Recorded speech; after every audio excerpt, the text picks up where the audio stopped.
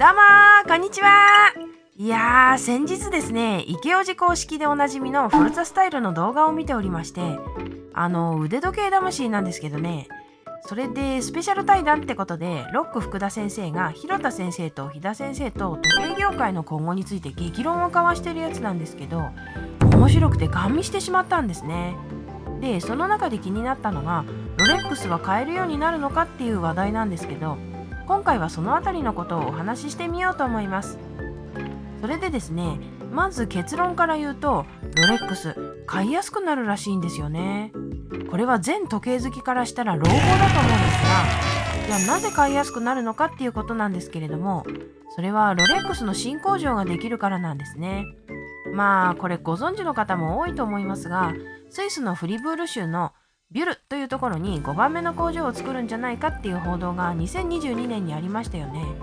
で、ロレックスのホームページにも建設中って記載がありまして、報道によると2029年に稼働予定らしいんですね。つまり新しい工場ができて増産する見込みだってことなんですけど、じゃあどのくらい生産量が増えるのかっていうとですね、これはあくまで噂ですが 30% くらい増えるんじゃないかっていうのを見ました。信憑性は不明ですけどね。ただですね、あながち間違っていないかもなと思うところもあってですね。というのも、この新工場の創業によって2000人の雇用が創出されるっていう報道があったんですよね。で、ロレックスのホームページには今9000人以上のスタッフで時計を作っている的なことが書いてあってですね、単純計算ですけど、スタッフの数が 1.2 倍以上になるわけですよ。ということは、これまた単純にですけど、生産量も 1.2 倍くらいにはできるのではないかと。単純すぎますかね。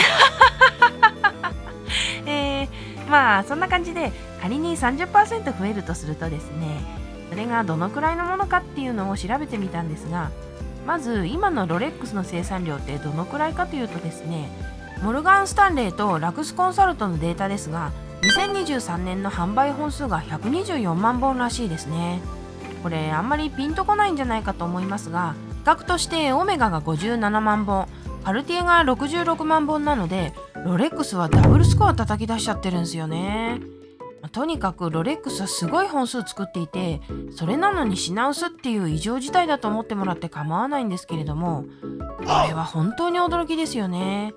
みんなどんだけロレックス欲しいんだって。はい。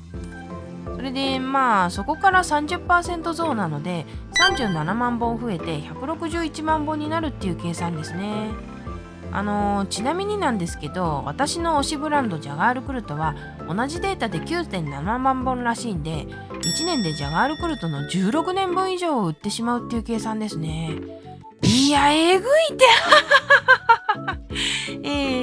いやー、さすがにこれだけ増えると普通に買えるモデルも増えるんじゃないかっていう期待に胸が膨らんでしまうわけですが、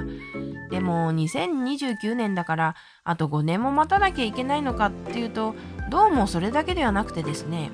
普段の動画で飛田先生がおっしゃっていたんですけど、新工場が稼働するまでに暫定的に補助工場2つが今年か来年にスタートするらしいので、増産体制になって手に入りやすくなるんじゃないかっていうことらしいですね。いや、でけえいやー、これで供給量が増えてくれればありがたいんですけどね。はい。で、あとはですね、供給量の問題だけではないのかなと思っているところがあってですね、2年くらい前と比べて二次流通の価格もかなり落ち着いてきているんですよね。まあ2年前って今振り返ると明らかな時計バブルだったと思うんですが、それよりも価格は下落していて引き続きプレネにはなっていますが、だんだんと低下に接近しているように感じますね。例えばですけど、私の大好きなエクワン、今はエクサブロですか。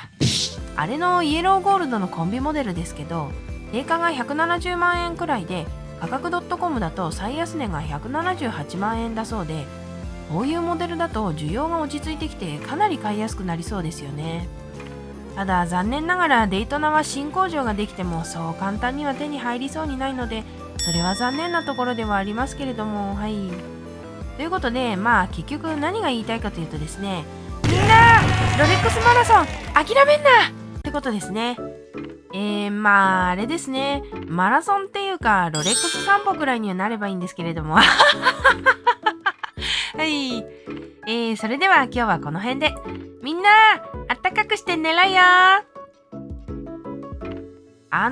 コメントでもご指摘いただいてますけれども、後編が未だ上がってない動画があるんですよね。ビジネスマン向けのおすすめ時計9選ってやつなんですけどね。いやー、あれですね。残り5本紹介することになっているんですけど、喋る内容を整理するのがなかなか大変で後回しになっちゃってるんですよね。いやー、どの時計を取り上げるかは当然決まってるんですが、押したいポイントを整理しつつ、なるべく間違わないように調べながらやると時間がかかってしまってですね、それで短めの動画が続いてしまってまして、言い訳です。ちょっと体調を崩してしまって気力と体力が落ちてしまったので、アニマル浜口並みに気合い入れてやっていきたいんですけれども、これ以外にもやりたいネタいくつかあるんで頑張りたいと思います。はい、それでは。